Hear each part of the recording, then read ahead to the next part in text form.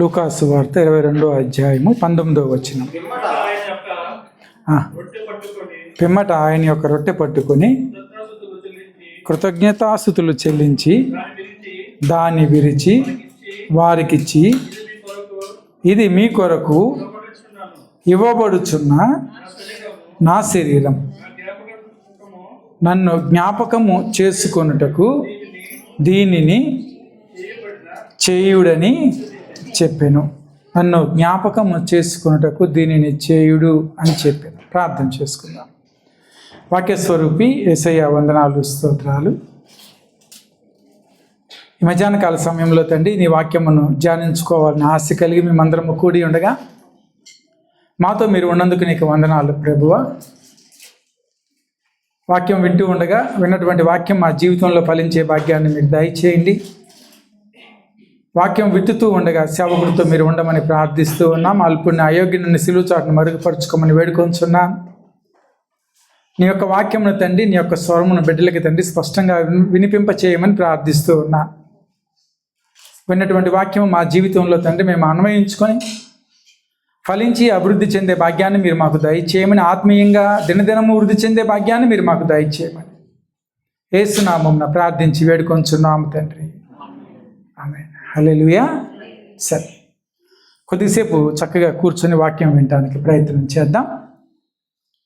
లూకాసు వార్త 22వ అధ్యాయము 19వ వచనాన్ని మనం చదువుకొని ఉన్నాం. అయితే యేసుక్రీస్తు ప్రభులు వారు పలికినటువంటి మాటలను సువార్థికులు అందరూ కూడా రాశారు. ముఖ్యంగా కొరింథీ పత్రికలో అయితే పౌలు గారు వివరంగా వివరించడం మనం 11వ అధ్యాయంలో చూస్తూ ఉన్నాం. అయితే ఈ ప్రభు భోజనం, ప్రభు బల్ల అనేది ఒక ఆచారం కాదు, సంఘముల్లో స్థాపింపబడినటువంటి క్రమము కాదు. ఇది దేవుని యొక్క ఆజ్ఞ అయి ఉన్నది. ఎవరిచ్చిన ఆజ్ఞ ఇది? యేసుక్రీస్తు ప్రభులు వారు ఇచ్చినటువంటి ఆజ్ఞ. ఏమని ఆజ్ఞ ఇస్తున్నారు మనకి అంటే, నన్ను జ్ఞాపకం చేసుకున్నట్టుకై దీనిని చేయుడి. ఏం చేయాలట? ప్రభువుని జ్ఞాపకం చేసుకోవాలి. అందరూ చెప్పండి, ఏం చేయాలి? జ్ఞాపకం చేసుకోవాలి. అయితే ఈ జ్ఞాపకానికి మూలాలు నూతన నిబంధనలో కాదు, కానీ పాత నిబంధనలోంచే మనకు కనపడుతూ ఉన్నాయి. కాబట్టి ప్రభువు చెప్పిన ఈ యొక్క జ్ఞాపకానికి మూలాలు ఎక్కడ ప్రారంభమయ్యాయంటే పాత నిబంధనలో ప్రారంభమయ్యాయి. పలు సందర్భాల్లో బైబిల్ పండితులు లేదంటే దైవజనులు అంటారు కదా, పాత నిబంధన అనేది నీడలాగా ఉంటే క్రొత్త నిబంధన దానికి నెరవేర్పు అని చెప్పి అంటారు. పాత నిబంధన ఎలా ఉంటుంది? నీడలాగా ఉంటే క్రొత్త నిబంధన నిజ స్వరూపము అని చెప్పి చెప్పవచ్చు.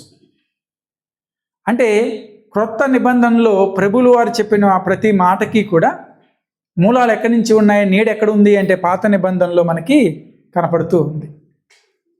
కాబట్టి ప్రభువు చెప్పిన ప్రతి మాట, ముఖ్యంగా ప్రభు బల్ల గురించినటువంటి మాట, దాని యొక్క నీడలు, దాని యొక్క ఛాయ, దాని యొక్క చిత్రం ఎక్కడ కనపడతాయి మనకంటే పాత నిబంధనలో కనపడుతూ ఉంటాయి. ఈ మధ్యాహ్న కాల సమయంలో ప్రభు బలలోకి వెళ్ళబోయే ముందు, ప్రభు బలలో చేయవేయబోయే ముందు కొన్ని నీడలు, కొన్ని చిత్రాలు మనం చూసుకొని ప్రభు బలలోకి వెళ్దాం.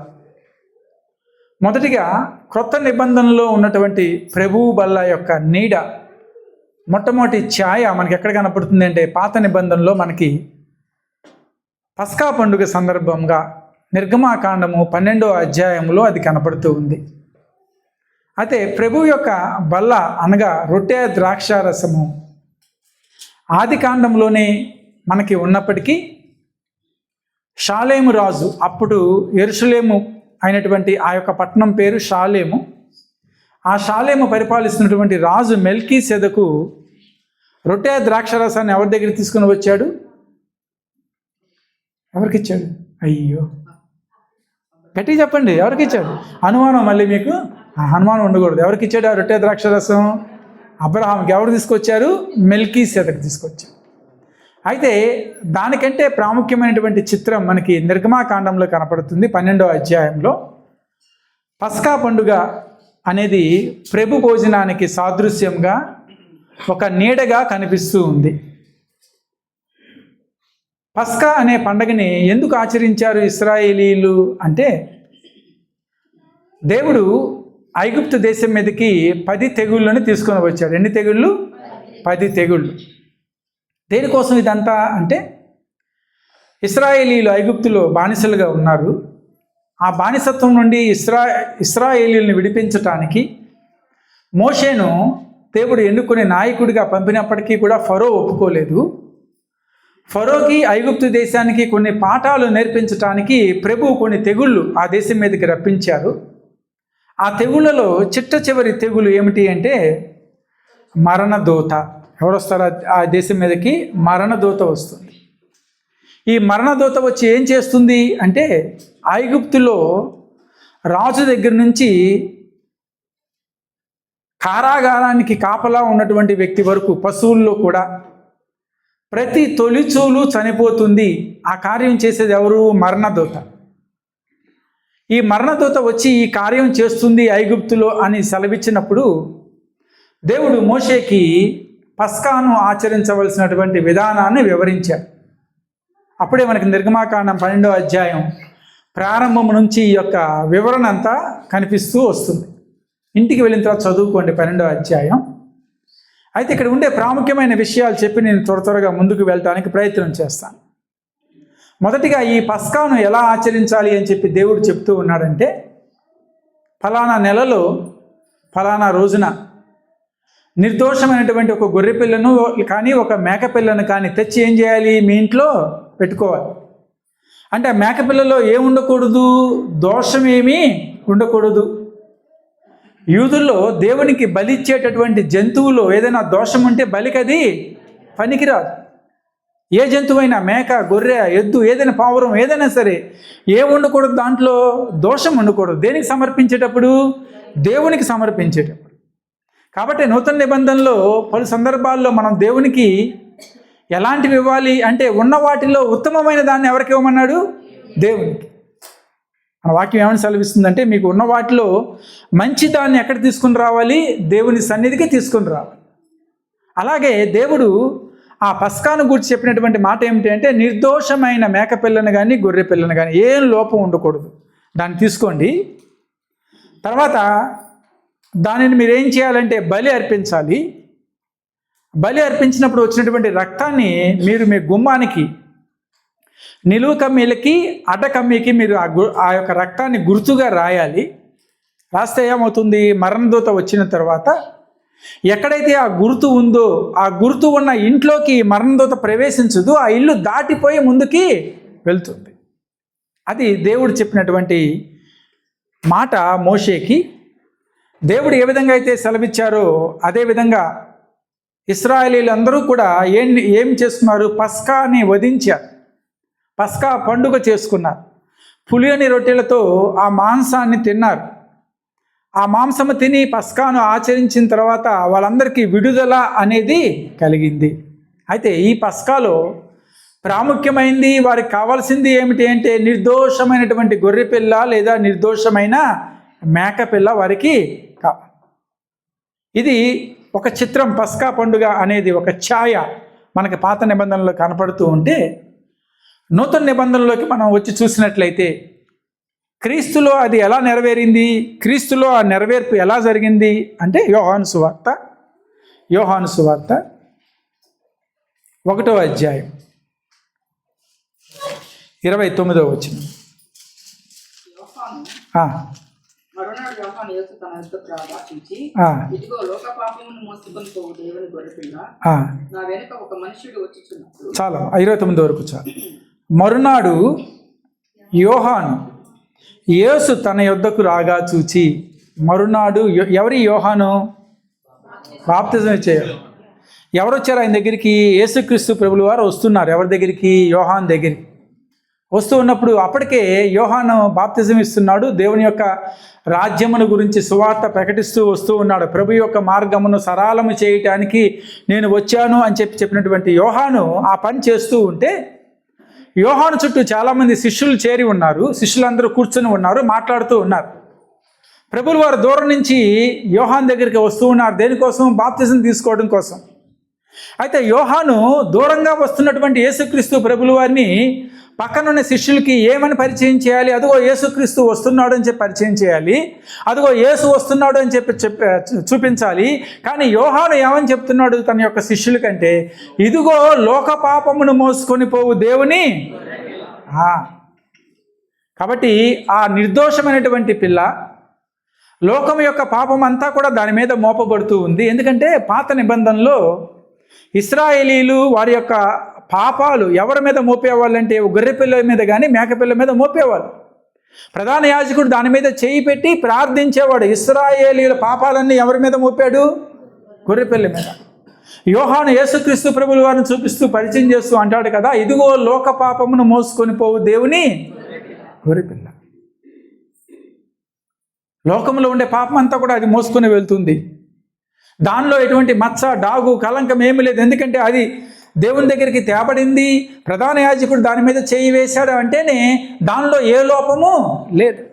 నిర్దోషమైనది, కలంకము లేనిది, మచ్చ లేనిది, ఎటువంటి లోపము ఎంచలేనటువంటిది. అందుకే ప్రభు అంటారు కదా, నాలో లోపము ఎవరు రూపించగలరు అని చెప్పి ఆయన అడుగుతాడు. ఎవరన్నా ఉంటే రండి చూసుకుందాం, నాలో ఏ లోపం ఉందో మీరు చూపించండి అని చెప్పి. ఏ లోపము లేనటువంటి గొర్రెపిల్లని యోహాను తన యొక్క శిష్యులకు పరిచయం చేస్తూ ఉన్నాడు. ఇదిగో ఈ గొర్రెపిల్లలో ఏ లోపము లేదు. కాబట్టి ఈ గొర్రెపిల్ల ఏం చేస్తుంది? లోక పాపాన్ని అంతటినీ మోసుకుంటుంది. ఇశ్రాయేలీల పాపాన్ని ప్రధాన యాజకుడు చేయిపెట్టినప్పుడు ఆ యొక్క గొర్రె మోసినట్లు ఈ లోకంలో ఉండే జనులందరి పాపాన్ని ఎవరు మోస్తారు? ఈ యేసుక్రీస్తు ప్రభులు వారు ఈ గొర్రెపిల్ల మోస్తుంది అని చెప్పి పరిచయం చేశారు. ఆ యేసు రక్తము ఆ గొర్రెపిల్ల బలి అయినప్పుడు ఆ రక్తం ఏమిస్తుందో మనకి రక్షణ అనుగ్రహిస్తుంది. ఎప్పుడైతే పస్కా ఆచరించారో, ఆ గుర్తు రాసుకున్నారో, మరణదూత ఆ గృహంలోకి ప్రవేశించలేదు, దాటి వెళ్ళిపోయింది. నిర్గమకాండం 12వ అధ్యాయం తర్వాత వచ్చిన వాళ్ళు మనం చూసుకుంటే 13వ అధ్యాయం చూసుకుంటే, ఐగుప్తులో ఘోష పుట్టెను అని చెప్పి వాక్యం ఉంటుంది. ఏం పుట్టిందట? ఘోష. దేన్ని బట్టి ఘోష కలిగింది? ప్రతి తొలిచూలు చనిపోయింది. జంతువుల్లో రాజు దగ్గర నుంచి జైలు అధికారి వరకు, జైలు రక్షకభటుడి గృహం వరకు కూడా అందరి ఇళ్లలో ఒకరు చనిపోయారు. తొలిచూలు చనిపోయింది. ఐగుప్తు దేశం అంతా కూడా ఏడుస్తుంది. చూడండి, ఒక ఇంట్లో ఏడిస్తేనే ఎలా ఉంటుంది, 4 ఇళ్ళు ఏడిస్తే ఎలా ఉంటుంది, ఊరు ఏడిస్తే ఎలా ఉంటుంది, దేశమే ఏడుస్తుందట. ఘోష పుట్టింది అక్కడ. అంత గొప్ప కార్యము దేవుడు జరిగించాడు. కానీ ఇశ్రాయేలీయులు రక్షించబడ్డారు. దేన్ని బట్టి అంటే ఆ యొక్క రక్తాన్ని బట్టి. బిడ్డలారా, యేసుక్రీస్తు పస్కా గొర్రెపిల్లగా మనకి నూతన నిబంధనలో కనిపిస్తూ ఉన్నారు. ఆ పస్కా గొర్రెపిల్ల రక్తము ద్వారా మనకేం కలిగింది అంటే మనకి రక్షణ కలిగింది. ఆ మరణదూత మన దగ్గరికి రాదు. ఇప్పుడు ఆ మరణదూత మనల్ని చూసి దాటి వెళ్ళిపోతుంది. ఏముంది మన మీద అంటే క్రీస్తు రక్తం ఉంది. హల్లెలూయా. ఎవరైతే రక్షింపబడ్డారు, ఎవరైతే ప్రభువుని నమ్ముకున్నారో, ఎవరైతే దేవుని సొంత రక్షకుడని ఒప్పుకున్నారో వాళ్ళందరి మీద ఏముంది గుర్తు? క్రీస్తు రక్తం. హల్లెలూయా. కాబట్టి మీ దగ్గరికి ఎవరు రారు? మరణదూత రాదు. మరణదూత మిమ్మల్ని దాటి వెళ్ళిపోతుంది. పస్కా మొట్టమొదటి చిత్రంగా మనకి ఛాయలాగా మనకు కనిపిస్తూ ఉంది. అక్కడ గొర్రెపిల్ల, ఇక్కడ యేసుక్రీస్తు ప్రభువుల వారు. రెండవ చిత్రం, ఇశ్రాయేలీయులు ఐగుప్తులో నడుస్తూ ఉన్నప్పుడు, అరణ్యంలో ఉన్నప్పుడు, ఐగుప్తు నుంచి బయలుదేరినప్పుడు కొంత ఆహారం వాళ్ళు తెచ్చుకున్నారు. కొంత ఆహారం వాళ్ళు మూట కట్టుకొని తెచ్చుకున్నారు. అయితే ఎర్ర సముద్రం దాటి వాళ్ళు ఎప్పుడైతే సీనాయి అరణ్యంలోకి ప్రవేశించారో వాళ్ళు తెచ్చుకున్నటువంటి ఆహారం అంతా అయిపోయింది. ఏమైపోయింది? తెచ్చుకున్న ఆహారం అయిపోయింది. సహజంగా ప్రయాణం చేస్తే 9 రోజులు ప్రయాణం ఎన్ని సంవత్సరాలు చేశారు వాళ్ళు? కాబట్టి ఈ ప్రయాణానికని కొంత తెచ్చుకున్నారు వాళ్ళు. కానీ దారి మారింది కాబట్టి వాళ్ళ దగ్గర ఉన్న ఆహారం అయిపోయింది. అయితే ఇప్పుడు ఏం చేయాలి? ఇన్ని లక్షల మంది ఒకళ్ళిద్దరైతే వండి పెట్టచ్చు. ఒక 10 మందికి 20 మంది కంటే చేయొచ్చు. సరే, ఒక 50 మందికి 100 మంది కంటే కష్టపడి వండొచ్చు. అన్ని లక్షల మందికి వంట చేయాలంటే ఎక్కడి నుంచి తేవాలి? ప్రశ్న ఎదురైంది. వాళ్ళందరూ మోషే దగ్గరికి వెళ్ళారు. మోషే దేవునికి ప్రార్థించాడు. నిర్గమకాండం 16వ అధ్యాయంలో మీరు ఇంటికి వెళ్తే చూడండి, అధ్యాయం చదువుకోండి. క్లుప్తంగా చెప్పి ముందుకు వెళ్తాను, సమయం పరిగెడుతుంది. నిర్గమకాండం 16వ అధ్యాయంలో మనకు కనబడేటువంటి సంఘటన ఇది. అయితే వీరందరూ ఎవరి దగ్గరికి వచ్చి గొనిగారు అంటే మోషే దగ్గరికి వచ్చి గొనిగారే, మమ్మల్ని చంపడానికి తీసుకొచ్చావా? ఐగుప్తులో మాకు మంచి ఆహారం దొరికేది, ఇదేంటి ఎడారిలో పడేసావు మమ్మల్ని అని చెప్పి గొనుగుతూ ఉంటే దేవునికి ప్రార్థించాడు. అయితే దేవుడు వారికి ఏం అనుగ్రహించాడు అంటే ఆహారాన్ని అనుగ్రహించాడు. అయితే సాయంకాల పూట పూరీళ్ళు వచ్చేవి, ఉదయం పూట తెల్లని మంచు లాంటిది కురిసేది, దాన్ని వాళ్ళందరూ పోగు చేసుకొని తినేవాళ్ళు. ఈ ఆహారానికి ఏమని పేరు పెట్టారు అంటే మన్నా. ఏమని పేరు పెట్టారు? మన్నా. ఇది ఎన్ని సంవత్సరాలు వచ్చింది ఇశ్రాయేలీయులకి అంటే, వాళ్ళు అరణ్యంలో ప్రయాణం చేసి యోర్దాను నది దాటేంత వరకు కూడా వాళ్ళకి ఆహారం ఇవ్వబడింది. యెహోషువ వాళ్ళందరినీ యోర్దాను నది దాటించేసి అక్కడ వాళ్ళు ప్రార్థన చేసి కొన్నప్పుడు మాత్రమే అక్కడ ఆగిపోయింది, మన్నా ఆగిపోయింది. అంతవరకు కూడా ఏమిచ్చారు దేవుడు? ఆహారంగా మన్నాని ఇచ్చారు.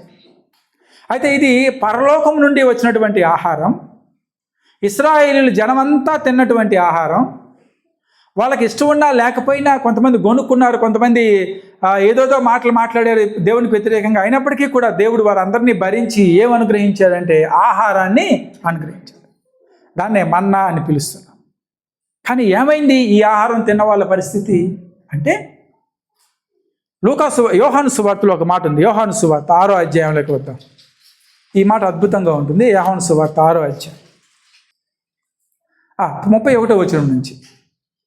భుజించుటకు పరలోకము నుండి ఆయన ఆహారము వారికి అనుగ్రహించెను అని వ్రాయబడినట్టు మన పితరులు అరణ్యములో మన్నాను భుజించరని ఆయనతో చెప్పారు. ప్రభువుతో చెప్పారంట వీళ్ళు. మన పితరులు ఏం భుజించారు? మన్నాను భుజించారు. ఎక్కడ? అరణ్యంలో. ఎవరిచ్చారు ఇది? దేవుడు ఇచ్చాడు. ఎక్కడి నుంచి ఇచ్చాడు? పరలోకం నుంచి ఇచ్చాడు. పరలోకం నుంచి. మోషే ఇచ్చిన ఆహారం వేసు అంటారు. మోషే ఇచ్చిన ఆహారం కాదు. ఎవరిచ్చిన ఆహారం? తండ్రి అయిన దేవుడు ఇచ్చిన ఆహారం. ఎవరు తిన్నారు? ఇశ్రాయేలు తిన్నారు అని చెప్పి ప్రభుతో అన్నప్పుడు ప్రభు అన్నారు. చూద్దాం తర్వాత వచ్చింది అన్న. కాబట్టి యేసు పరలోకం నుండి వచ్చు ఆహారము మోషేకి మీకు ఇయ్యలేదు, నా తండ్రియే పరలోకం నుండి వచ్చు నిజమైన ఆహారము మీకు అనుగ్రహించుచున్నాడు. పరలోకం నుండి దిగి వచ్చి లోకమునకు జీవమునిచ్చున్నది దేవుడు అనుగ్రహించు ఆహారం అయి ఉన్నదని మీతో నిశ్చయముగా చెప్పుచున్నానని వారితో చెప్పాను. ఒక నిమిషం అన్న. ఇక్కడ ప్రభు ఏమన్నారంటే వారిని, మోషే మీకు ఇవ్వలేదు, ఎవరిచ్చారు? పరలోకం ముందు నా తండ్రి ఇచ్చాడు. అయితే పరలోకము నుంచి ఇచ్చేటటువంటి ఆహారం ఏమిస్తుందంటే లోకమునకు జీవమును ఇవ్వాలి. ఏమి ఇవ్వాలట? లోకానికి జీవము. చెప్పండి అందరూ, ఏమి ఇవ్వాలి? జీవము. జీవము. ఎందుకంటే యేసుక్రీస్తు ప్రభుల వారిని మనం జీవాహారం అన్నామంటే ఇది బేస్ పాయింట్. ఇది ప్రాముఖ్యమైన విషయం. ఇది ప్రాముఖ్యమైన విషయం. ఇశ్రాయేలీలు యూదులు అందరూ అంటూ ఉన్నారు, యేసయ్య నీకు తెలీదా, అరణ్యంలో ఉన్నప్పుడు పరలోకం నుంచి ఆహారం వచ్చింది, మా పితరులందరూ తిన్నారు, దాన్ని మేము మన్నా అని పిలిచాం. వాళ్ళు వండుకోలేదు, పొయ్యి వెలిగించలేదు, గ్యాస్ అవసరం లేదు, మసాలా దినుసులు అస్సలు అవసరం లేదు, శుభ్రంగా భోంచేశారు 40 సంవత్సరాలు కూడా. కానీ ప్రభు అనే మాట ఏంటంటే, అది మీకు మోషే ఇవ్వలేదు కానీ పరలోకం నుంచి నా తండ్రి ఇచ్చాడు. కానీ పరలోకం నుంచి నా తండ్రి ఇచ్చే ఆహారం ఎలాంటి ఆహారం? లోకమునకు జీవమునది ఇస్తుంది. అంటే దేవుడిచ్చే ఆహారం ఎలాంటి ఆహారం అట? జీవాహారం. చెప్పండి అందరూ ఒకసారి, జీవాహారం. దేవుడిచ్చే ఆహారం ఏంటి? జీవాహారం. అయితే ఇప్పుడు వీళ్ళు యూదులు అడుగుతూ ఉన్నారు యేసుక్రీస్తుని. ఏమన్న తర్వాత ప్రశ్న 34 నాన్న. ఈ ఆహారం ఎల్లప్పుడూ మాకు అనుగ్రహించు. అప్పుడు అడుగుతున్నారు వీళ్ళంతా ప్రభుని అడుగుతున్నారు, అయ్యా ఈ ఆహారం ఎప్పుడు కూడా మాకు కావాలి. ఎందుకంటే మేము పొయ్యి వెలిగించాం, కష్టపడం, పని చేయం, వంట చేసుకోవాల్సిన అవసరం లేదు, పొద్దున్న లేవాల్సిన అవసరం లేదు. ఈ ఆహారం ఎక్కడి నుంచి వస్తుంది? పరలోకం నుంచి వస్తుంది. పొద్దున్న ఏరుకోవటం తింటాం, ఇదే పని, వేరే పని ఏమీ లేదు. అలాంటి ఆహారం మాకు కావాలి అని చెప్పి యూదులు అడిగినప్పుడు ప్రభు అన్న మాట చూద్దాం ఒకసారి. అందుకు యేసు వారితో ఇట్లా, నేను జీవాహారము నేనే. హల్లెలూయా. ఇప్పుడు ప్రభు ఏమంటున్నారంటే, మీరు అడుగుతున్నారు కదా ఆహారం, ఆ ఆహారం ఎవరు అంటున్నారు? నేనే. కాబట్టి ఆ రోజు మన్నా దేవుడు పరలోకం నుంచి ఇచ్చాడు, ఇశ్రాయేలీయులు తిన్నారు, 40 సంవత్సరాలు శుభ్రంగా బ్రతికారు. అన్ఫార్చునేట్లీ ఏమైందంటే ఆ మన్నాను తిన్న వాళ్ళు చనిపోయారు. ప్రభు అనే మాట ఏమిటి అంటే, జీవాహారము నేనే, నా యొద్దకు వచ్చువాడు ఏ మాత్రమును ఆకలి కొనడు, దప్పికొనడు. ఒకసారి 54 చదువు, అదే అధ్యాయం. నా శరీరము తిని నా రక్తము త్రాగువాడు నిత్య జీవము కలవాడు అంత్యదినమున నేను వానిని లేపుదు. 55 నా శరీరము నిజమైన ఆహారమును నా రక్తము నిజమైన పానమునై ఉన్నది. ఇట్లా చదువుకుంటూ వెళ్తే ప్రభువు చెప్పే మాట ఏంటంటే నేనే జీవాహారాన్ని. కాబట్టి ఇప్పుడు ఏం చేయాలి? వాళ్ళందరూ కూడా ఆయన యొక్క శరీరాన్ని తినాలి, ఆయన యొక్క రక్తాన్ని త్రాగాలి. మళ్ళీ వేరే కాంటెక్స్ట్ సందర్భంలోకి నేను వెళ్ళను. ప్రభు ఈ మాట చెప్పినప్పుడు గొప్ప అలజడి కలిగింది ఎక్కడ? ప్రజల మధ్య. ఎందుకంటే ప్రభు ఏమని చెప్తున్నా, నా శరీరం తిని రక్తాన్ని త్రాగాలి అంటున్నారు. కానీ యూదుల్లో ఉన్న ఆచారం ఏంటి? రక్తం దేంతో సమానం? దాంట్లో ప్రాణం ఉంది కాబట్టి దాన్ని ఏం చేయాలి? తినకూడదు, తాకూడదు. కాబట్టి ఎవరి మీద ఎదురు తిరిగారు? యేసుక్రీస్తు ప్రభు మీద ఎదురు తిరిగారు. వేరే దాంట్లోకి వెళ్తున్నాం, అవసరం లేదు. ఇక్కడ ప్రభు అనే మాట ఏంటంటే జీవాహారము నేనే. కాబట్టి నా శరీరం తిని నా రక్తం త్రాగేవాడు ఎక్కడికి వెళ్తాడు? నిత్యరాజ్యం. మన్నాన్ని తిన్నారు మీ వాళ్ళు 40 సంవత్సరాలు, ఏమైపోయారు? అడవిలో నాశనం అయిపోయారు కదా. చరిత్ర చూడండి, 40 సంవత్సరాలు ఏమైంది? వాళ్ళు అక్కడే చనిపోయారు. వాళ్ళకి రెండవ మరణం ఎదురైంది. కానీ ఎవరైతే జీవాహారాన్ని తింటారో వాళ్ళకేముండదు? రెండవ మరణం ఉండదు. ఎక్కడ ఉంటారట వాళ్ళు? నిత్యరాజ్యము. ఎక్కడ ఉంటారు? నిత్యరాజ్యం. రెండవ మరణము అంటే అర్థం ఏంటంటే మనం మరణించడం మొదటి మరణం, ఈ శరీరాన్ని వదిలిపెట్టడం మొదటి మరణం. నిత్య అగ్నిలోకి పడిపోవటం అంటే నరకంలోకి వెళ్ళటం రెండో మరణం. ఎవరైతే జీవాహారాన్ని తింటారో వాళ్ళు ఎక్కడికి వెళ్ళరట?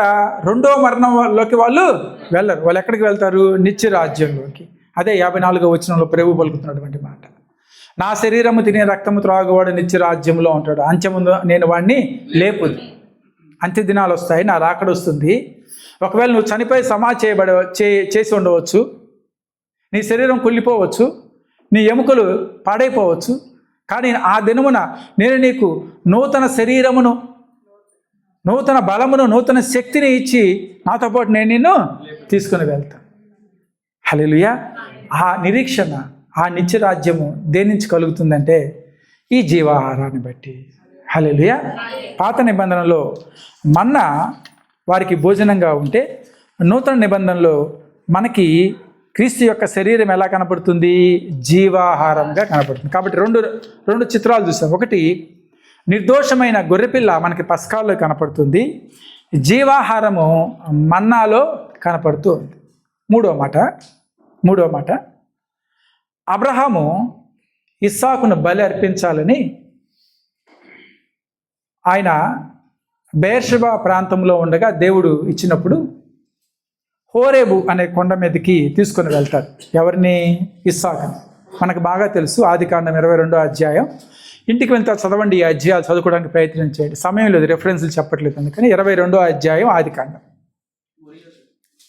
మోరియా పర్వతం.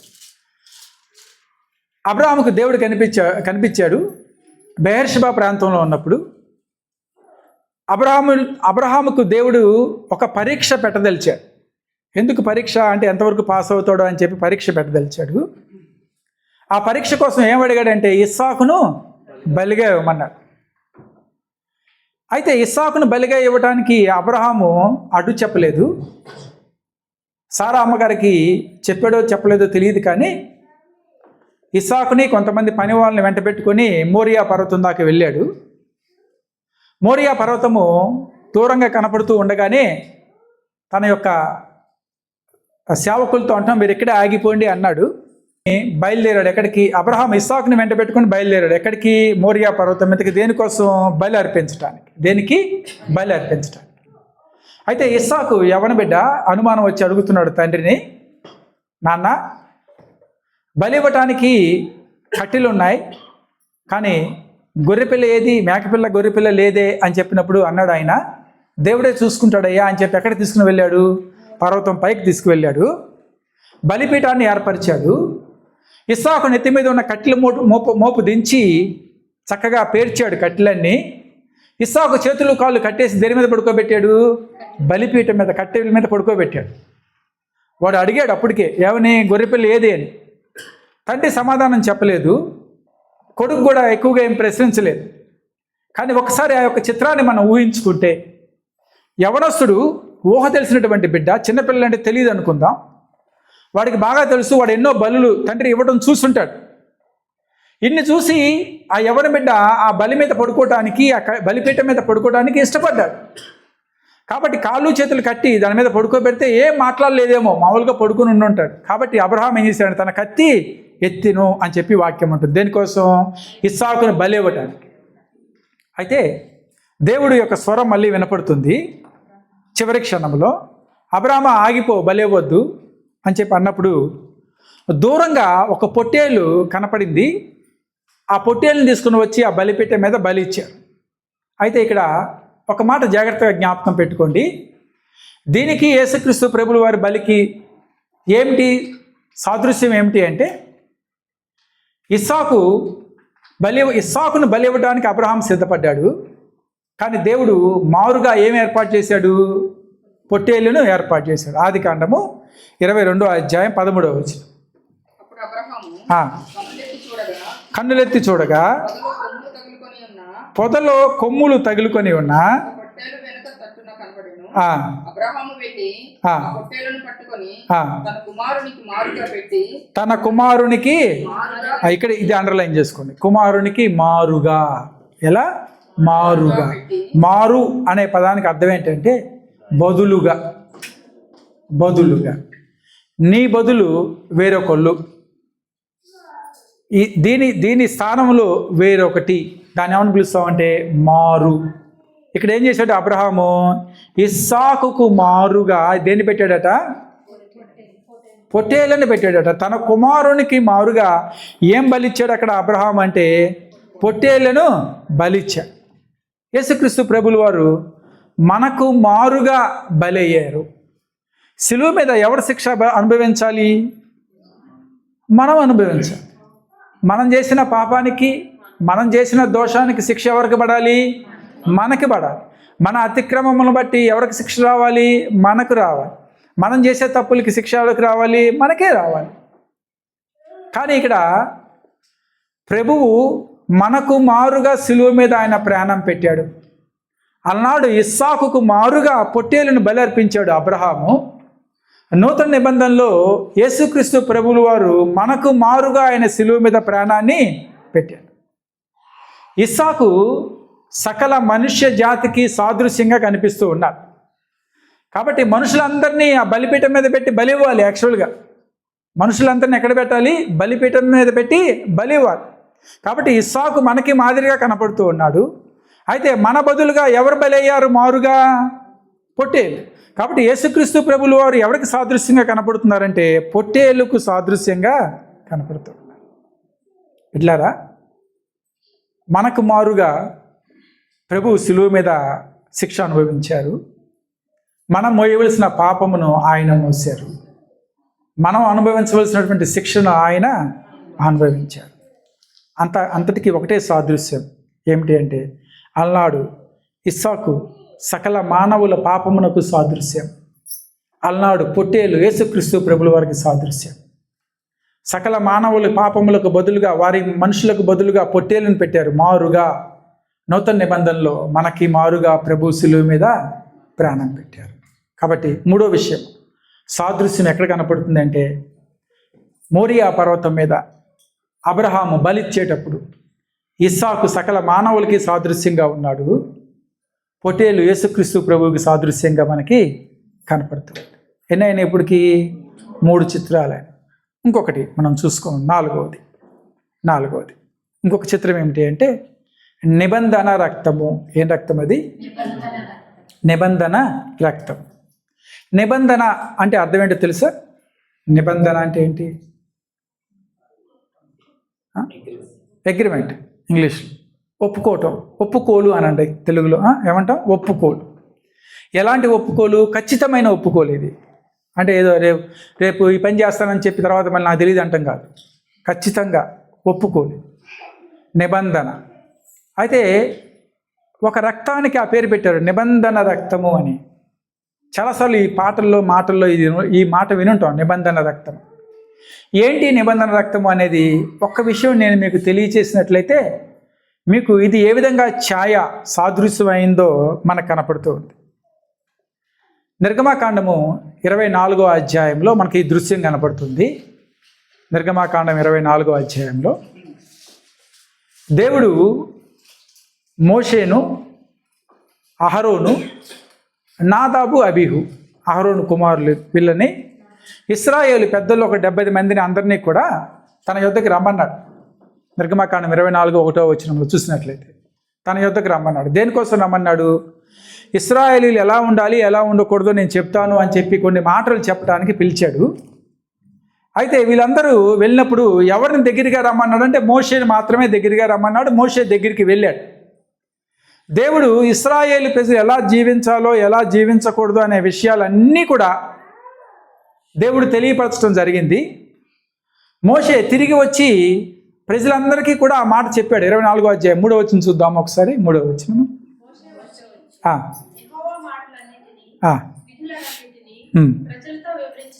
చెప్పాను. ప్రజలందరూ యెహోవా చెప్పిన మాటలన్నిటి ప్రకారము మేము చేసేదమని ఏక శబ్దంతో ఉత్తరం ఇచ్చిరి. వాళ్ళందరూ కూడా అన్నారట, తప్పకుండా మేము చేస్తాం అని చెప్పారు. ఎవరికి? మోషేకి. మోషే ఒక అడుగు ముందుకు వేసి ఏం చేశాడంటే అక్కడ దేవునికి సమాధాన బలులు అర్పించాడు. ఏమర్పించాడు? సమాధాన బలులు. పాప పరిహారార్థ బలి వేరు, సమాధాన బలి వేరు. బలుల్లో చాలా రకాలు ఉన్నాయి. సరే, ఇక్కడ అర్పించిన బలి ఏంటి? సమాధాన బలి. ఏదైతే గొర్రెల్ని కానీ మేకల్ని కానీ సమాధాన బలిగా అర్పించాడో ఆ అర్పించినటువంటి ఆ బలి రక్తములో సగము రక్తము ప్రోక్షించాడు. మిగతా సగం రక్తం తీసుకుని వెళ్ళి ఇశ్రాయేలీల మీద చిమ్మాడట, చిలకరించాడట. ఇశ్రాయేల్ ప్రజలందరి మీద చిలకరించి ఏమన్నాడు ఒకసారి చూద్దామా? అదే అధ్యాయం 8వ వచనం. అప్పుడు మోషే రక్తము తీసుకొని ప్రజల మీద ప్రోక్షించి, ఇదిగో ఈ సంగతులన్నిటి విషయమై యెహోవా మీతో చేసిన నిబంధన రక్తము ఇదే అని చెప్పాను. ఇప్పుడు నిబంధన రక్తము అనే పదం విన్నప్పుడు మనకి ఏం జ్ఞాపకం రావాలంటే, this is an agreement between the Israelites and the God. దేవునికి ఇశ్రాయేలు ప్రజలకి మధ్య కుదిరినటువంటి ఒప్పందము, నిబంధన. దానికి సాదృశ్యంగా, దానికి గుర్తుగా ఏం చిలకరించబడింది? వాళ్ళ మీద రక్తము చిలకరించబడింది. ఆ రోజుల్లో అగ్రిమెంట్లో సంతకాలు పెట్టుకోవడానికి పేపర్లో రిజిస్ట్రేషన్ ఆఫీస్ లేదు. కాబట్టి దేని చిలకరించాడు మోషే? సమాధాన బలి ఇచ్చి ఆ గొర్రెల రక్తాన్ని ఎవరి మీద ప్రోక్షించాడంటే ప్రజల మీద ప్రోక్షించాడు. ప్రోక్షించి ఇదేమని చెప్పాడు దానికి? ఇదిగో దేవుడు మీతో చేసుకున్నటువంటి నిబంధన, ఇదే నిబంధన రక్తము అన్నాడు. కాబట్టి ఒక అగ్రిమెంట్, ఒక కమిట్మెంట్. ఎవరికి? ఇశ్రాయేలీలకి, దేవుని ప్రజలకి. దేవుని ప్రజలకి అక్కడ ఒక ఒప్పుకోలు చేసుకున్నారు. దాన్ని ఏమని పిలుస్తున్నామంటే నిబంధన. రక్తం ప్రోక్షించబడింది కాబట్టి దాన్ని నిబంధన రక్తము అని చెబుతున్నాం. లోకా సువార్తలోకి వద్దాం. 22వ అధ్యాయము 20వ వచనం.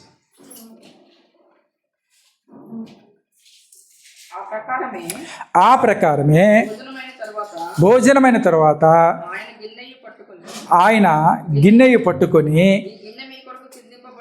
ఈ గిన్నె మీ కొరకు చిందించబడుచున్న నా రక్తము వలననైనా క్రొత్త నిబంధన. హల్లెలూయా. అందరూ తలెత్తాలి, అందరూ ఇటు చూడండి.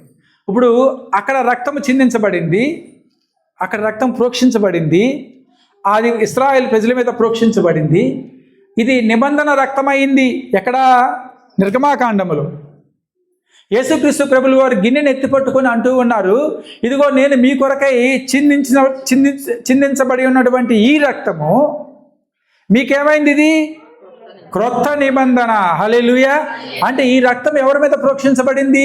మీ మీద ప్రోక్షించబడింది. ఈ రక్తం ఎవరి మీద ఉంది? మీ మీద ఉంది. ఇదే సూచిస్తుందంటే మీకు నాకు మధ్య ఉన్నటువంటి ఒప్పందం. కాబట్టి ఇది ఏమైపోయింది? ఇప్పుడు క్రొత్త నిబంధన అయింది. పాత నిబంధన మనకి ఇశ్రాయేలీల ప్రజల మీద క్రీస్తు యొక్క రక్తం ప్రోక్షించబడింది. క్రొత్త నిబంధన ఎవరు ఇస్తున్నారు? ఇదంటే యేసుక్రీస్తు ప్రభులు వారే స్వయంగా ఇస్తున్నటువంటి రక్తం. అది క్రొత్త నిబంధన. హల్లెలూయా. కాబట్టి క్రీస్తు రక్తము ఈరోజు మనకి ఎలా అయిందంటే నూతన నిబంధనగా మారింది. హెబ్రీ పత్రిక 9వ అధ్యాయం. హెబ్రీ పత్రిక 9వ అధ్యాయం 12వ వచనం. మేకల యొక్కయు కోడెల యొక్కయు రక్తముతో కాక తన స్వరక్తముతో ఒక్కసారి పరిశుద్ధ స్థలములో ప్రవేశించును. కాబట్టి ఇక్కడ అంతకుముందు ప్రభు ఏమిచ్చారు బలిగా? ఏమిచ్చేవాళ్ళు వాళ్ళు? గొర్రెల రక్తము, కోడెల రక్తము ఇచ్చేవాళ్ళు. కానీ ఇక్కడ ఏం బలి ఇవ్వబడింది అంటే వాటికి బదులుగా ఏమివ్వబడింది? యేసయ్య రక్తం ఇవ్వబడింది. యేసయ్య రక్తం చిందించబడింది. కాబట్టి ఈ రక్తము ఎలా మారింది అంటే క్రొత్త నిబంధనగా మారింది. హల్లెలూయా. కాబట్టి తర్వాత సాదృశ్యం చూడండి. తర్వాత సాదృశ్యం ఏం జరిగింది అంటే ఒక అంగీకారము, నిబంధన రక్తము. నిబంధన రక్తం పాత నిబంధన, అది క్రొత్త నిబంధనలో యేసుక్రీస్తు ప్రభుల వారు మన కొరకు చిందించినటువంటి రక్తము, క్రొత్త నిబంధన. ముగించుకుందాం. 4 సూచికలు మనం చూసుకున్నాం. 5వది చివరికి చెప్పి నేను ముగిస్తాను. 5వది, ఆ రోజుల్లో పాత నిబంధనలో ఎవరు బలి అర్పించేవాళ్ళు అంటే ప్రధాన యాజకుడు. ఎవరు అర్పించేవాళ్ళు? ప్రధాన యాజకుడు బలి అర్పించేవాడు. ఎవరికి హక్కు లేదు. బలి ఇవ్వాల్సినటువంటి హక్కు ఎవరికి? బలి ఇవ్వాల్సిన బాధ్యత ఎవరిది? ప్రధాన యాజకుడిది. ఆయనే ఆ బలిని దేవునికి అర్పించేవాడు. ఆయనే ఆ రక్తమును మందసం మీద ప్రోక్షించేవాడు. ఇంకెవరు వెళ్ళేవాళ్ళు కాదు. అయితే నూతన నిబంధనలో మనకు ఒక యాజకుడు ఉన్నాడు. ఆ యాజకుడే బలి అర్పించేవాడు. కానీ ఆ యాజకుడే బలిగా మారిపోయాడు. హల్లెలూయా. నూతన నిబంధనలో యాజకుడే బలిగా మారిపోయాడు. హెబ్రీ పత్రిక 4వ అధ్యాయం. హెబ్రీ పత్రిక 4వ అధ్యాయం 14వ వచనం. ఆకాశ మండలముల గుండా వెళ్ళిన దేవుని కుమారుడైన యేసు అను గొప్ప ప్రధాన యాజకుడు మనకు ఉన్నాడు గనక గట్టిగా చేపట్టుదము. ఇక్కడ ఒక ప్రధాన యాజకుడిని మనకి హెబ్రీ గ్రంథకర్త పరిచయం చేస్తూ ఉన్నాడు. జాగ్రత్తగా వినండి. మన కొరకు తండ్రి దగ్గర విజ్ఞాపన చేయటానికి, మన కొరకు తండ్రికి మొరపెట్టడానికి, మన కొరకు తండ్రి పాదముల యొద్ద లేదా తండ్రి కుడి పార్శ్వమందు కూర్చొని విన్నవించటానికి ఎవరున్నారు మన పక్షమున అంటే ప్రధాన యాజకుడు ఉన్నాడు. అలనాడు ఇశ్రాయేలీలకు ప్రధాన యాజకుడు ఉన్నాడు. ఆయనే ఆ యొక్క దేవాలయంలో చేయవలసిన కార్యక్రమాలన్నీ చేస్తాడు. ఆయనే బలులు అర్పిస్తాడు. ఆయనే దేవునికి ప్రార్థన చేస్తాడు. అన్నీ ఆయనే చేస్తాడు. అలాంటి ప్రధాన యాజకుడిని మనం కలిగి ఉన్నాం. ఎవరా ప్రధాన యాజకుడు? యేసయ్య. హల్లెలూయా. ఎవరా ప్రధాన యాజకుడు? యేసయ్య. అయితే ఇంకొకటి, ఆనాడు ప్రధాన యాజకుడు బలి అర్పించేవాడు. బలి వేరు, యాజకత్వం వేరు. బలి వేరు, యాజకత్వం వేరు. కానీ నూతన నిబంధనలో దేవుడు ఎలా మారిపోయాడంటే ఆయనే యాజకుడు, ఆయనే బలిగా మారిపోయాడు. హెబ్రీ పత్రిక 9వ అధ్యాయం 12వ వచనం. 9వ అధ్యాయం 12. మేకల యొక్కయు కోడెల యొక్కయు రక్తముతో కాక తన స్వరక్తముతో, చాలండి ఇక్కడ ఏం చేసింది? తన స్వరక్తముతో. హెబ్రీ పత్రికలోనే ఆయన ప్రధాన యాజకుడిని వాక్యం సెలవిస్తుంది. మేకల యొక్క గొర్రెల యొక్క రక్తములు పాత నిబంధనలో ఉండేది. సమాధాన బలులు, పాప పరిహారార్థ బలులు అన్నీ కూడా మేకలు గొర్రెల రక్తాన్ని చిందించేవాళ్ళు. కానీ నూతన నిబంధనలో యేసయ్యే బలిగా మారిపోయాడు. హల్లెలూయా. ఆయనే తన రక్తాన్ని చిందించాడు. ఆయనే ప్రధాన యాజకుడిగా ఉన్నాడు. ఆయనే మన తరపున విజ్ఞాపన చేస్తూ ఉన్నాడు. కాబట్టి పాత నిబంధనలో ఉన్నటువంటి ప్రధాన యాజకత్వము నూతన నిబంధనలో యేసు ప్రభువు తీసుకున్నారు. హల్లెలూయా. పాత నిబంధనలో ఉన్నటువంటి బలి పశువు ఎవరు మారిపోయారు? బలి పశువుగా యేసుక్రీస్తు ప్రభువు మారిపోయారు. కాబట్టి బిడ్డలారా, బల దగ్గరికి వచ్చినప్పుడు ముఖ్యంగా మనం జ్ఞాపకం పెట్టుకోవాల్సిన విషయాలు. ప్రభువు నా కొరకు శిలువ మీద ప్రాణం పెట్టారు. మారుగా జ్ఞాపకం పెట్టుకోండి. ఎలా? మారుగా. ఎవరికి మారుగా? మనకు మారుగా ఆయన బలయ్యారు. మన తరపున ఆయన యాజకత్వ బాధ్యతలు విజ్ఞాపన చేస్తూ ఉన్నారు ప్రధాన యాజకుడిగా. మన కొరకు ఆయన బలైపోయారు, గొర్రె పిల్లగా మారిపోయారు. కాబట్టి ఇప్పుడు ఆయన రక్తం ఎవరి మీద ఉంది? మన మీద ఉంది. కాబట్టి ఆ గిన్నెను ఎత్తుకొని ఆయన ఇచ్చారు. ఇదిగో అంటే దాని అర్థం ఏంటి అంటే ఈ రక్తం ఏమైంది? క్రొత్త నిబంధన అయింది. పాత నిబంధన ఏంటో మీకు చెప్పాను. పాత నిబంధనలో ఏం జరిగింది? ఒక అగ్రిమెంట్ జరిగింది. నూతన నిబంధనలో యేసుతో మనకి అగ్రిమెంట్ జరుగుతూ ఉంది. యేసుతో మనకి నిబంధన ఉంది. అదే క్రొత్త నిబంధన. ఇది ఏ రక్తం ద్వారా జరిగింది? క్రీస్తు రక్తం ద్వారా. కాబట్టి క్రీస్తు రక్తము వలనైన క్రొత్త నిబంధన. హల్లెలూయా. అక్కడ సాదృశ్యాలు ఛాయలు ఉంటే నిజము ఎక్కడ కనపడుతుంది అంటే నూతన నిబంధనలో కనపడుతుంది. కాబట్టి ప్రభు బల దగ్గరికి వచ్చినప్పుడు ప్రతిసారి కూడా మనం ప్రభు బలలో పాల్గొనేటప్పుడు ప్రతిసారి కూడా మనం ఈ విషయాలు జ్ఞాపకం పెట్టుకోవాలి. దేవుడు నా కొరకు బలయ్యాడు, ఆయన గొర్రెపిల్లగా సిలువ మీద ప్రాణాన్ని పెట్టారు, ఆయన జీవాహారాన్ని నాకు ఇచ్చారు, నాకు మారుగా ఆయన సిలువ మీద ప్రాణాన్ని పెట్టారు. హల్లెలూయా. అటువంటి గొప్ప దేవుని మనం కలిగి ఉన్నాం. ఈ మధ్యాహ్న కాల సమయంలో ఆయన్ను జ్ఞాపకం చేసుకోవటానికి మనందరం ఇక్కడ కూడి ఉన్నాం. ఈ రోజైనా జ్ఞాపకం చేసుకుందంటే కాదు, ప్రతిరోజు ప్రభువుని, ప్రతి క్షణము ప్రభువుని జ్ఞాపకం చేసుకోవాలి. ఆయన యొక్క త్యాగాన్ని మనం జ్ఞాపకం చేసుకోవాలి. ముఖ్యంగా ఆయన ఇచ్చిన ఆజ్ఞ, ఇది నా శరీరము నా రక్తము. కాబట్టి ఇప్పుడు ఆయన శరీరంలోనూ రక్తంలోనూ మనం పాలు పంపులు పొందుతున్నాం. ఈ శరీరము రక్తము మనకేమిస్తుందంటే నిత్య జీవాన్నిది కలిగిస్తుంది. హల్లెలూయా. కాబట్టి ప్రభు బలలో చేయి వేసేటప్పుడు బహు జాగ్రత్తగా, భయముతో, వణుకుతో మనల్ని మనం పరీక్షించుకుంటూ మన యొక్క భవిష్యత్తు మీద నిరీక్షణ ఉంచుకుని, ఏంటా మన భవిష్యత్తు? పరలోకం. తక్కువని చెప్పేయాలి, ఇంకా ఆలోచించకూడదు. ఏంటా మన భవిష్యత్తు? పరలోక రాజ్యం. అదే నిరీక్షణ. ఆ భవిష్యత్తు మీద నిరీక్షణ ఏది కలిగిస్తుందంటే ఈ ప్రభు వల్ల మనకి కలిగిస్తూ ఉంటుంది. కాబట్టి ఆయన వచ్చు వరకు, అందుకనే వాక్యం అంటుంది, నేను తిరిగి వచ్చే వరకు నేను దీంట్లో చేయి వేయనని. మనం ఎంతవరకు జ్ఞాపకం చేసుకోవాలంటే ఆయన రాకడ వచ్చే వరకు దీన్ని జ్ఞాపకం చేసుకోవాలి. ఒక విషయం చెప్పి నేను ముగిస్తాను. క్రైస్తవులకి, విశ్వాసులకి వెనక్కి చూసినప్పుడట మనకేం గుర్తు రావాలంటే సిలువ గుర్తుకు రావాలి. ఏం గుర్తుకు రావాలి? సిలువ. సిలువ ఏం జ్ఞాపకం చేస్తుంది మనకి అంటే దేవుడు మన కోసం చేసినటువంటి త్యాగాన్ని జ్ఞాపకం చేస్తుంది. పైకి చూసినప్పుడట మనకి దేవుని యొక్క కృప జ్ఞాపకం రావాలట. ఏం జ్ఞాపకం రావాలి? కృప. ఆ కృప వల్లే మనం జీవిస్తూ ఉన్నాం అనే విషయం జ్ఞాపకం రావాలి. ముందుకు చూసినప్పుడు, భవిష్యత్తులోకి చూసినప్పుడు విశ్వాసికి క్రీస్తు రాకడ గుర్తుకు రావాలి. హల్లెలూయా. ఇదిగో నా ప్రభు రాబోతూ ఉన్నాడు, నా ప్రభు నన్ను తీసుకొని వెళ్తాడు, ఇదిగో నా ప్రభు కోసం ఎదురు చూస్తాను. ఆ నిరీక్షణ ఎవరికి ఉండాలి? క్రైస్తవులు. కాబట్టి బలలో చేయి వేసేటప్పుడు 3 విషయాలు చాలా జాగ్రత్తగా జ్ఞాపకం పెట్టుకోండి. వెనక ఎప్పుడు మర్చిపోవద్దు. ప్రభు చేసిన త్యాగాన్ని మరవద్దు, ఆయన ఇచ్చేటటువంటి కృపను మరవద్దు, ఆయన రాకడిని మరవద్దు. హల్లెలూయా. కాబట్టి ఆయన రాకడికి సిద్ధపాటు కలిగి ఉండే హృదయాలు మనందరికీ దేవుడు మెండుగా దయచేసి బలపరచునుగాక. ఆమేన్.